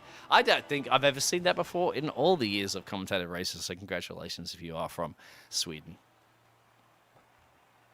Yeah, but that is legitimate as well. I can confirm. So yeah, 3 Swedes at the top. If you'd like to read through those race results for us, please. Yeah, so we have the 3 Swedes at the top there, Granny Goran, Futuristic, and Alexander. They are going to be our top 3 today. We've got Derogatory Pineapple in P4. Then have P5, it's going to go to Kyoto. We have Schneider Henke's going to be in P6. Bramsky has managed it into P7. Tipsy Bob in P8 there. Lavi Fasoli comes up in P9. Lucky crowd favourite today. Danny making it into P10. He rounds out the front half of the grid. Tranquilo in P11. Ocean Chief with his assist in P12. Neo Dio in P13. Julius P14 there. Merlin Thunders in 15. And then the Williams of, I believe, I can't remember who that was now. And I've just lost the top for the board there as well. But yeah, the rest of the guys basically DNF from that point down. But yeah, the Swedes lock out the top 3.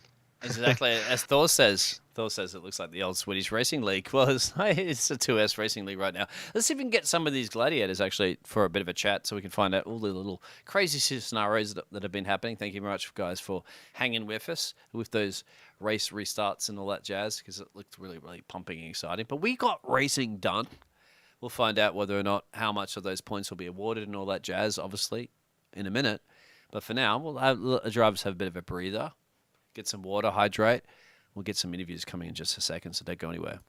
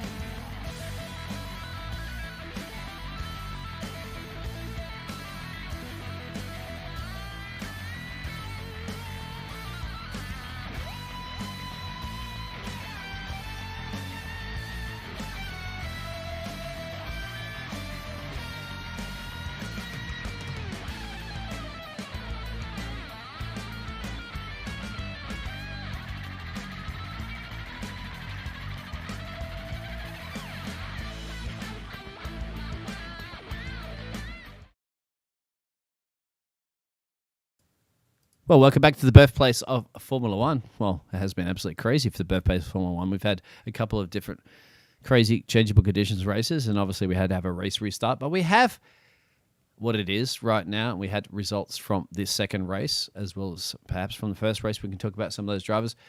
We have this evening in here Mr. Futuristic that finished second in this second race that we had. And, well, I'm not quite sure the other driver's name, if it's matching anybody that is in there, but maybe perhaps Boosted Mess can help me out with that one, guys. Yep, we have Futuristic and we have Pineapple here today. Pineapple is the one. Oh, sorry, the name is a little bit different on there. But anyway, let's go to Mr. Futuristic in the future there, Swede, from P4 to P2. How was that race for you, the second one? Obviously, I mean, explain the first one even as well, too, if you like. Well, the first one to begin with was quite interesting with the changed ball conditions, which was weird that we didn't carry over to the second race, but yeah, the race was pretty good. The race start was pretty good. I started on the soft, took care of them until the rain, and I came out in P1, I believe, after a pit stop to the inters, and then then they decided to restart the lobby, but with the qualifying results, which I was not happy about because I were leading, of course, but Understandable, mate. Yeah. I made the best out of it as I could. So yeah, from P4 on the grid to P2 with some interesting battles with both Pineapple and Tipsy and Curti, I believe we had some few side-by-side moments with. So the racing was good, but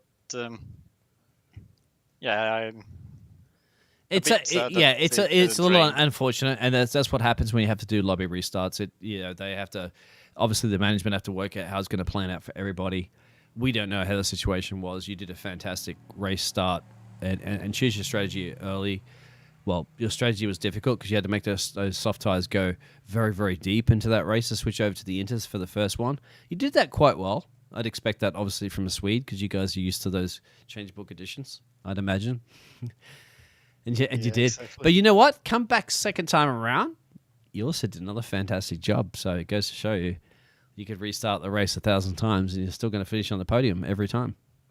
So I think you'd be pretty happy with that, mate. Yeah, it was quite fun.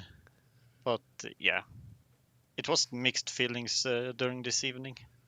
Yeah. So it's a win and lose for a lot of the drivers because there's other drivers that made a massive advantage as well and took a gain from that changeable conditions in that first race, and they also lost out. And there's other drivers that probably gained. So it is what it is. When you have 20 drivers, and was 20 drivers on that grid, it's very difficult to please all 20 drivers as to what happened. You're not quite sure what happened. We're not 100% sure what happened as well. Some drivers were just fine. Some drivers were having issues. But yeah, it just. I'd have to agree that the restarting the 25% race towards the end was quite good. There was extra battles out there. There was actually rain looming in the background for this one too as well, but unfortunately it wasn't long enough to change anything. Do you think you could have had that race win, but towards the end, 1.2 seconds or so, I think you finished behind. It was good wheel to wheel. Well, according to the pace in the opening laps on the race one, Alexander and Granad and I can't remember who else pulled away, but yeah, they just bolted away and it was basically a fight for P4, and it was basically the same for the second race. Granat and Alexander just bolted away and it was a battle for the last step on the podium in the early phases, but at the end we were getting closer, both me and Pineapple, getting closer to Granat and Alexander, which was quite fun. Yeah. That you can actually catch people. I don't know the reasoning why Alexander was on the air, but... I did see that as well, yeah, exactly. Yeah, you're right on that one for a little bit. We overtook it, and we made the most of it, so yeah, a P2 is a P2, I guess. But you're saying we as in yourself and Pineapple, I mean... Yeah, at the end of the day, you're an Alfa Romeo. He's in a McLaren. Why are you? You're not the same team, guys. Why is that a we? Well, we both overtook him, so we worked as a we. Ooh, what's going on here? Not quite teams, but we were working together to get as close as possible to Alexander and Granat. So we didn't have that much of a fight, but. everyone knows when it's 2 laps and you're fighting for a position, just the hands just come off. Yeah, yeah. Elbows out, and you go extra wide through the door. Were you not happy to see an absolute Swedish domination podium? I mean, how many times have you seen 3 Swedes on the top steps of the podium? All 3 of you. Well, that's pretty rare. I think it's pretty rare to see only one nationality on the podium, even. But all 3 Swedes on the podium. Yeah. Pretty impressive, my friend. You should be pretty happy with that is. one. Yeah. Well, pineapples. Or pineapple. You were there. Obviously, you heard from that. But you probably were one of the best drivers out there, apart from Snell, I'd have to say, from P18 to P6. But you got from P10 in the McLaren up to P4. You should be pretty happy with that. You got to remember, too, in a 25% race, that's a lot less time to get overtakes done. But you did. How was that for you?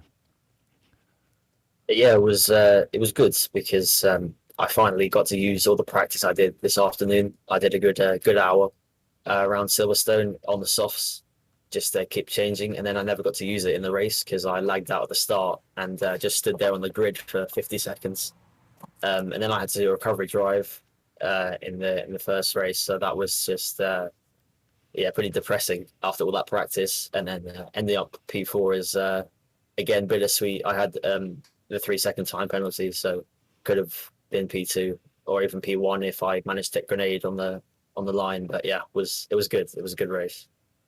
It's good after all that practice you put in as well, too, after having two race starts with the first one and second one. Sticking with it. It's worthwhile. It pays off. Sorry. Yeah, no. I mean, I think in the first one, I hit the safety car because I lagged out again. My Wi-Fi's terrible. And then I almost left the whole thing. And then they said they're restarting the lobby. So it's almost like a second life in a way. But second life, second chance, and almost a podium. Yeah, exactly. I like it. Never give up, never surrender, mate. That's what you need, that attitude, and look at that. It pays off. We're not quite sure how all the points and all that sort of stuff will pay off with this situation, but certainly, for sure, you'll be rewarded something for that second drive. From P10 up into P4, once again, is a brilliant effort, especially in a 25%, where there's only one pit stop, and it was pretty much a sprint race for a while with limited amount of DRS activation and all that sort of jazz. Yeah, I'm glad you were happy with that result, because I'm pretty sure we are, and fans would be out there. So good on you, mate. For the McLaren team, super stoked, especially you and your home factory is not too far away from Silverstone as well. So you get back and celebrate with the team. I will do. There you go. So that I think will be it for our interviews. Booster Mess, you've done a fantastic job. And you want to ask these fantastic gladiators before we depart and let everybody just have a bit of a lay down and a bit of a breather? I think we've mostly covered everything. Just my congratulations to you both. It was quite a fantastic sprint to the finish at the end of that second part of that race there, especially over the start-finish line there with Pineapple and I believe was it Alexander? Was it? No, it wasn't. It was Grenade, I think. Grenade, that's the one. Yeah. Grenade's won the race exactly, my friend. Aston Martin. But it was so unbelievably close. So if it wasn't for the penalty, as you say, like you're side by side coming across the line there. So yeah. Heart and mouth moments there all around, and futuristic as well for managing to fight his way up and split the sort of the duo that were running away with it, or seem to be running away with it there, of Grenade and Alexander there. So yeah, no, well done to you both. Really strong racing, and look forward to seeing you again next week. Yeah, exactly. Like next week, once again, we're going to see hopefully another 20 grid there. And hopefully we don't have to have any little lobby restarts. So thank you very much there, Boosted Mass. Thank you very much for all the great effort there for the 2S team there to restart all the lobbies and sort all the jazz out and all that sort of stuff. That happens behind the scenes. That also the stewards will be going through all those reviews and stuff like that. Obviously the drivers for sticking with it. It extends the racing. People have other things to do and commitments and homework and work and all that jazz, and they've taken a little bit out of their time. So we do very much appreciate that. We've got Tier 1 coming up soon. Well, not soon, obviously, in the next couple of days. That's it from us. It's been Silverstone, the birthplace of Formula One. Certainly won't be the end of Formula One. But to this evening, unfortunately, all good things come to a close. That's it from the Biggles and myself, Boosted Mez. Take care, stay safe,